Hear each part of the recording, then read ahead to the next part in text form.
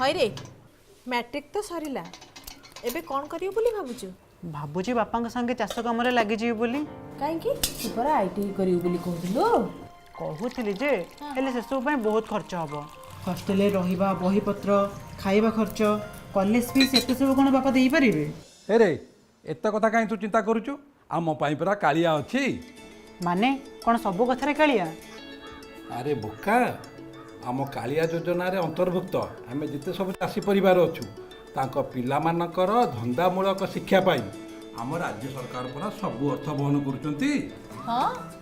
चाषीଙ୍କ ପାଇଁ ବି ତାଙ୍କ ପିଲାଙ୍କ ପାଇଁ ବି